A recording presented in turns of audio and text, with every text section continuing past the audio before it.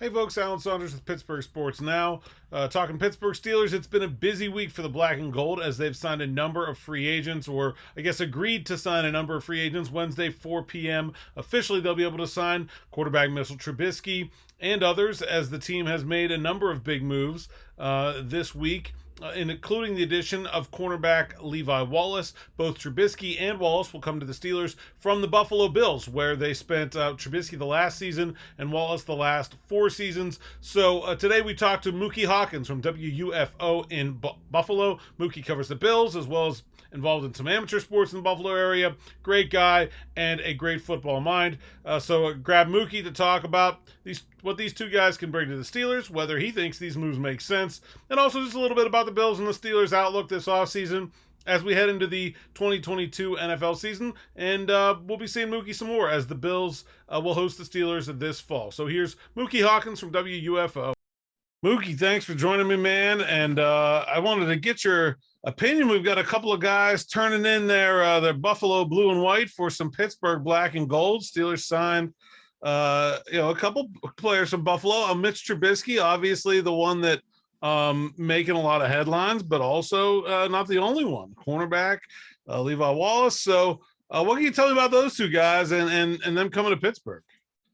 Yeah, man, they traded in their tables for terrible towels. I don't know how I feel about that, but nevertheless, Pittsburgh are getting two solid athletes, man. That's definitely going to help those guys do whatever is necessary to get back on the up and up in Pittsburgh.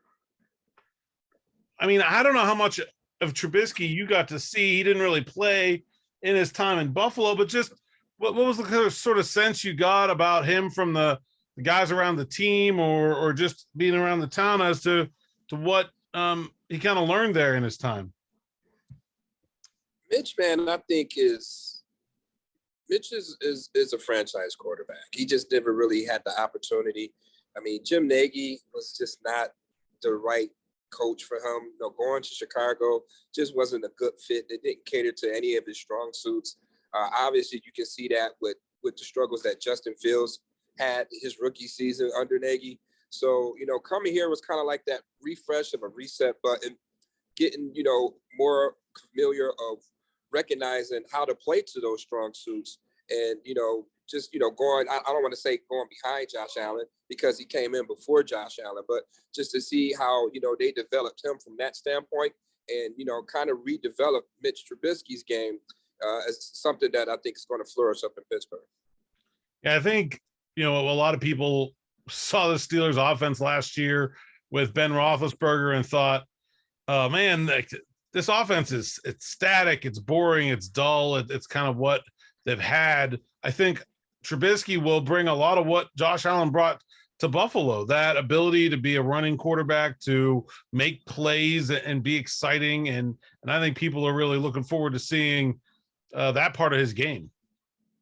Yeah, absolutely. Especially in this day and age, I don't know, like the pocket passer now is kind of like extinct. You're going to need your quarterback to, have some sort of mobility. And one of the key things being accurate, while on the run. And I think Mitch, that's his strong suit. That's what he really brings to the table, being accurate outside of the pocket. And obviously he can extend plays with his legs, something that hasn't happened in a while, up in Pittsburgh. Maybe probably Ben Roethlisberger's first 6 seasons. But after that, he wasn't moving too much. So you get Mitch, he's very accurate outside of the pocket, and he has some good weapons to choose from, and Deontay Johnson and Claypool there. So, and then, you got a guy like Najee Harris that he can hand the ball out to. So some good pieces that he can work with. Obviously the tight end, with Fryer moved there. So if you got some good pieces around that and you got a mobile quarterback, that definitely going to, put some points up on the offensive end up there.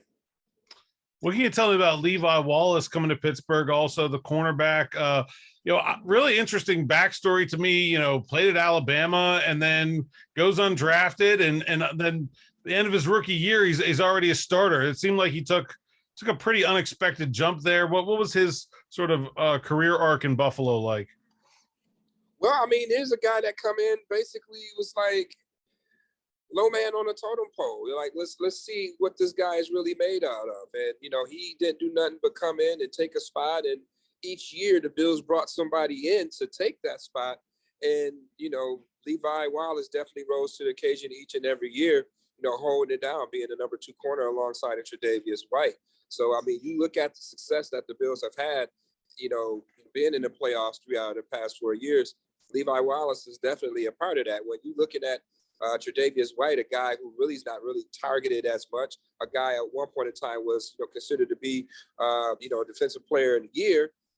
You figure that the number 2 guy would, get a lot of action over there. So Levi's definitely been up for the challenge, and coming in number 1 defense last year, he's definitely was one of the important pieces of that. Why was Wallace a guy that the Bills felt they could live without, or was it salary cap, or do they have somebody else in mind? What do you see happening at that spot? Well, when you put in the work, when you constantly put in the work like Levi Wallace did, here it is, an undrafted free agent, a guy who's been dealing with veteran, minimum contracts, and here it is, he earned that payday. His market value was anywhere between $5 to $6 million. And Pittsburgh kind of like got him for a steal with the 2-year deal for $8 million. So that's $4 annually. And, you got to take that, and then on the flip side with the Bills, they're just cap strapped right now. They're restructuring deals and moving things around to try to find funds to, bring players in at a minimum price. And obviously know that, Levi Wallace kind of like outpriced himself out of Buffalo at this point. So they definitely would love to have him back. But once you test that market and you get those type of offers, it's hard to turn down that type of cash, especially when, this is probably the most he's been offered during his, career. So it's going to go for that. The Bills couldn't offer or match that, then, have to sign him off to Pittsburgh. Does this move my guy Dane Jackson up the depth chart? Because I thought he looked pretty good when I saw him play there this season. Would he be a guy that's possibly in line for that job? Oh, most definitely. Dane Jackson is definitely in the sauce. I mean, you got to look at, when Tre'Davious did go down and what he was able to do. I mean, it was kind of like still having Tre'Davious out there because he wasn't really that much targeted. And then when he was, he went out there and made plays, whether it was, getting his hands on the football or definitely making tackles out in open space. So Dane Jackson is definitely in consideration for that number 2 spot once Tre'Davious come back healthy. But we're not sure if, Tre'Davious will be able to start the season off outright. So at this point in time, Dane Jackson is the number 1 guy. Well, it seems like the Bills have a good thing going when it comes to evaluating corners. You got Wallace, who was a starter for a long time, was undrafted. Dane Jackson was a 7th-round pick. Looks like he might be another potential starter there. Obviously, White was well thought of coming into the league, but that's an area the Steelers have really struggled with. They went a long time without having a lot of success at corner, and when they've really got that position going in the last couple of years, it was because they grabbed Joe Hayden and they grabbed Steven Nelson and got experienced guys. So it looks like I think the Bills have it the right way, though. You want to be the team that's finding those guys, and you want to have Wallace when he's cheap. You want to have Dane Jackson when he's on that low rookie deal, and then when that guy makes some money and now is an expensive player, you can let him. That's an okay thing to let go. Just like the Steelers are going through a wide receiver right now, where they've been that team, a receiver over the years that's been able to keep finding the next guy. So when they've got Juju's a free agent, James Washington's a free agent, they can feel good about it not hurting them. So I think that's a good fit for both teams, is that the Bills can say, we'll just go get our next guy. We got Dane here, and the Steelers can latch onto a corner because they need them, and they've been struggling to find them. Yeah, it's kind of striking to me, like, Pittsburgh has been struggling in that regard, and normally that wouldn't be the case. When you look at, the Super Bowl runs, they was exceptional on that back end. So, if they can get that shored up, when you got T.J. Watt and the rest of those guys on that front end, if they can shore up that back end, Pittsburgh obviously is dangerous, especially with a coach like Mike Tomlin. So if they can get that right, then hey, they'll be back in the thick of things in that AFC North that, to me is still wide open. I don't care that Cincinnati, went to the Super Bowl. They have to prove it over again. But I'm quite sure the Steelers and, the rest of the guys in the AFC North will have something to say about that this year. What'd you make of the Bills' moves so far? Well, I think that they did some good moves to bring in quality depth, bringing in Tim Settle, bringing in Daquan Jones. Obviously, Roger Saffold was, the biggest splash that was desperately needed up front, bringing in a mauler, a Pro Bowler to put alongside Deion Dawkins. So I think so far so good with the Bills. We did have J.D. McKissic do the moonwalk. He went back to the Commanders. A very elusive player. He just jukes one way and then goes the other. Yeah. Yeah. I think he kind of used us to get a few more dollars out of Washington or whatever the case may be to stay put. But nevertheless, that frees up more money for us to seek elsewhere. There's a plethora of running backs in this year's draft, and I'm quite sure that the Bills are looking into as well. So, so far so good. I still would like to get that big splash move. I hear Chandler Jones, Jarvis Landry was swirling around, early on, but I'm still waiting on that big splash. They were saying that Buffalo was a real attractive place for veterans to come to. Roger Saffold, he took the first leap, but I'm still waiting on more players to do the same. So we'll find out. Since a lot of these players are going to pretty much price themselves out of the places that they had high on their list, and maybe fall to a team like Buffalo, other than going somewhere that's a team that's not contending. So the Bills are in a good place right now in regard to that. Where do you see them looking at the first round? They've got pick 25, just behind the Steelers, picking at 20. Well, who do you like there? Man, I like Jordan Davis. The game is one up front. I know they did pick up 2 defensive tackles, but if Jordan Davis is anywhere near 25, let's say if he's 20, 21, and he's still available, I wouldn't mind the Bills moving up to go and get him, because we know what that could do, up front. We still need some help on that edge. We did draft Rousseau.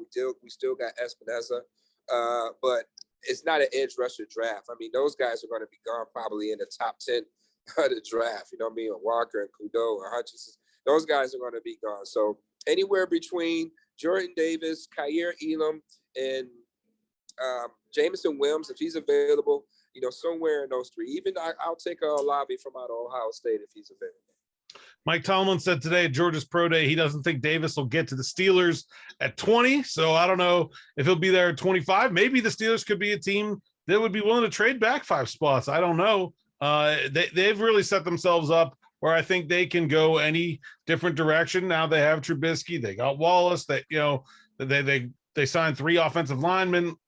They can go a number of different directions with their draft pick. I don't think they've put themselves in any hole, and maybe they would trade back. I don't know. We'll see. But good stuff, Muki, man. Thanks for talking, and I always appreciate you. We'll see you up in Buffalo again this year. Steelers coming back. I think is that 3 years in a row? I think it is 3 years in a row. 3 years in a row. So and Buffalo was in Pittsburgh the year before that. So getting a good. The Steelers fans are getting a good look at Josh Allen, which is great, except that it hasn't gone so well for him on the scoreboard. Right. Well, hopefully we got to keep it that way. But Steelers is always a tough out every time, man. And hey, we're going to welcome the challenge once again, but we'll be dealing with a few of our guys this time. So we got to switch things up. They know a little bit too much. Sounds good, Muki. And we'll see you. Are you coming out to Pittsburgh for Pitt's Pro Day or spring game? Because I'll definitely be there. You got Addison Copeland at Pitt there in the Buffalo area, and Jimmy Scott's going to be joining him this fall, right? So you'll have a couple Buffalo guys down here in Pittsburgh. Good stuff, Muki, as always. Thanks for hanging out, and we'll talk to you again soon.